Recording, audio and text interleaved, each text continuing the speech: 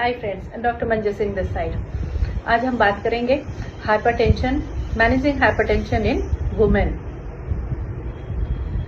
Young age की जो girls हैं, क्योंकि उनके हेल्दी लाइफस्टाइल नहीं है, उसकी वजह से उनको ओबेसिटी और पीसीओएस होते हैं, हार्मोनल इम्बैलेंस होते हैं, उसकी वजह से भी उनको हाइपरटेंशन जल्दी होनी शुरू हो गई है।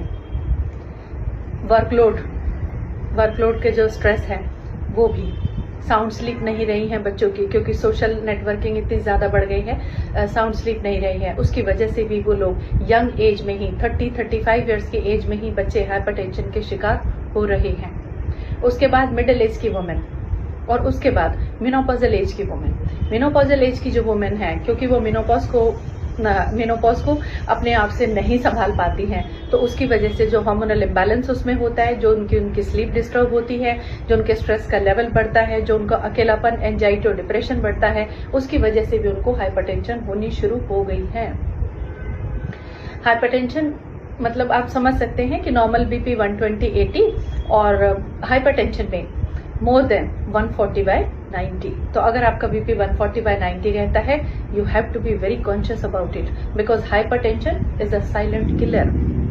जो यंग बच्चे हैं, उनको चाहिए कि वो अपना लाइफस्टाइल ठीक करें, वॉक और एक्सरसाइज करें, अपने डाइट पर कंट्रोल करें, जंक फूड और फास्ट फूड बंद करें, साउंड स्लीप लें, सोशल नेटवर्किंग जो है उसको फोन की उसको कुछ कंजप्शन को कुछ कम करें, ताकि उनके हार्मोन्स बैलेंस रह सकें, और अपने स्ट्रेस को मैनेज करें।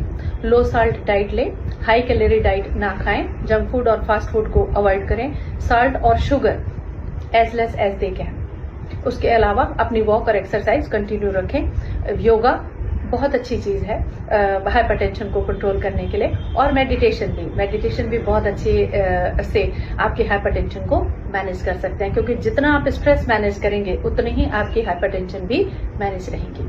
मेनोपॉजल एज की जो वुमेन है, वो अपने हार्मोनल इम्बैलेंस को पॉजिटिवली ट्रीट करें, डॉक्टर से कंसल्ट करें जहां उनकी एडवाइस की जरूरत है।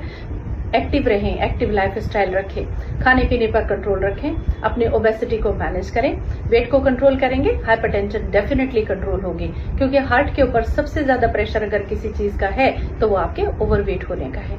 अपनी स्लीप को साउंड स्लीप रखें, स्ट्रेस को मैनेज करें और लाइफस्टाइल का ध्यान रखें। जहां जितनी जरूरत हो, मेडिसिन, एंटी हाइपरटेंसिव मेडिसिन जिसमें डायूरेटिक्स भी हैं, जिसमें बीटा ब्लॉकर्स भी हैं, चाहे वो आपकी टेल्मा 20 है, टेल्मा 40 है, जितनी भी मेडिसिन है वो एक लिमिट तक काम करती हैं। अगर आप अपने लाइफस्टाइल को और एक्टिव लाइफस्टाइल को, अपने वॉक और एक्सरसाइज को भी मेंटेन करेंगे, तभी हाइपरटेंशन की मेडिसिन भी उनको हेल्प कर पाएंगे।